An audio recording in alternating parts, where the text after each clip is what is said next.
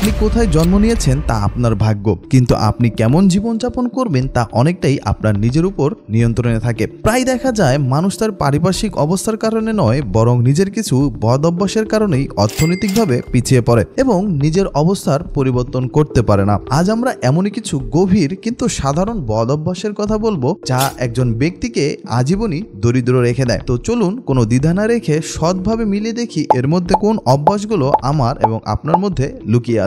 এর শুরুটা হয় একটি খুব সাধারণ কিন্তু ভয়ঙ্কর শব্দ দিয়ে, সেটা হচ্ছে করব। যা কিছুই আজকে করে ফেলা সম্ভব সেটাকে অকারণে আগামীকালের জন্য ফেলে রাখা। আর এই ভয়ঙ্কর শব্দটি করব বলতে বলতে ভালো কোনো সুযোগের জন্য বা অনুকূল কোনো পরিস্থিতির জন্য অপেক্ষা করা সত্যি দুঃখজনক। আর এভাবেই করব বলতে বলতেই আমাদের জীবনটাই কেটে যায়। এরপরই আসে নিজের প্রতি আত্মবিশ্বাসের অভাব। বছরের পর বছর একই বেতনে চাকরি করে যাওয়া এবং ভালো কোনো কিছুর জন্য চেষ্টা না করা, ঝুঁকি নিতে না পারা, সবসময় মধ্যপন্থা অবলম্বন করা মানে সেফ গেম খেলা, এভাবে করতে করতেই আমাদের জীবনটা কেটে যায়। অস্বস্তিকর বা চ্যালেঞ্জিং কোনো পরিস্থিতি এড়িয়ে চললে আমরা মনে করি আমরা সফল, কিন্তু আসলে এই চ্যালেঞ্জটা না নেওয়াটাই আপনার জন্য ব্যর্থতার অন্যতম কারণ।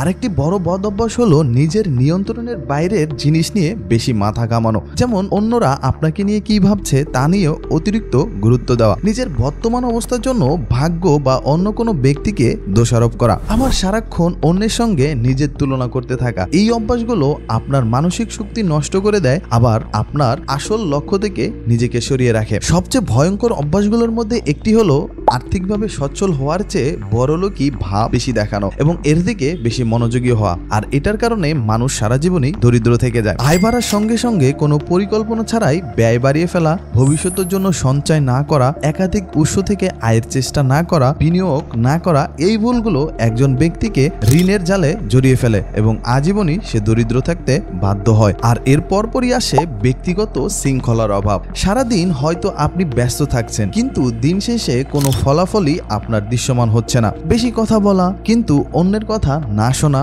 এবং সে অনুযায়ী কাজ না করা, শিক্ষার চেয়ে বিনোদনকে বেশি গুরুত্ব দেওয়া এবং ঘন্টার পর ঘন্টা মোবাইল ফোনে বা অহেতুক সামাজিক যোগাযোগ মাধ্যমে ডুবে থাকা, যেটাকে মাইন্ড স্ক্রলিং বলা হয়ে থাকে। এই অভ্যাসগুলোর কারণে আপনি আপনার জীবনের সবচেয়ে মূল্যবান সময় সেটাকে নষ্ট করছেন এবং এর কারণেই আপনি হয়তো আপনার জীবনে পিছিয়ে পড়ছেন। সবশেষে নিজের ভুল থেকে শিক্ষা না নেওয়া, আমি সঠিক এই মনোভাব পোষণ করা এবং একই ভুল বারবার করতে থাকা, যে কোনো বিষয়কে ব্যক্তিগতভাবে নেওয়া আর সামান্যতেই আবেগতাড়িত হয়ে সিদ্ধান্ত নেওয়া। এই অতিরিক্ত আত্মবিশ্বাস এবং আবেগ আপনাকে সঠিক পথে কখনোই এগোতে দেয় না। এই তালিকাটি আপনাকে হতাশ করার জন্য নয়, বরং আয়নার সামনে দাঁড় করানোর জন্য। এই অভ্যাসগুলোর একটিও যদি আপনার মধ্যে থেকে থাকে তাহলে আজই পরিবর্তনের প্রতিজ্ঞা করুন, কারণ দিন শেষে আপনার ভাগ্য আপনারই বদলাতে হবে। আর এই বিষয়ে আপনার ভাবনা কি? আপনার মতে কোন বদ অভ্যাসটি আপনাকে সবচেয়ে বেশি ক্ষতি করছে? কমেন্ট করে সেটা জানিয়ে দিন। আর ভিডিওটি ভালো লাগলে চ্যানেলটিকে সাবস্ক্রাইব করতে ভুলবেন না। ধন্যবাদ।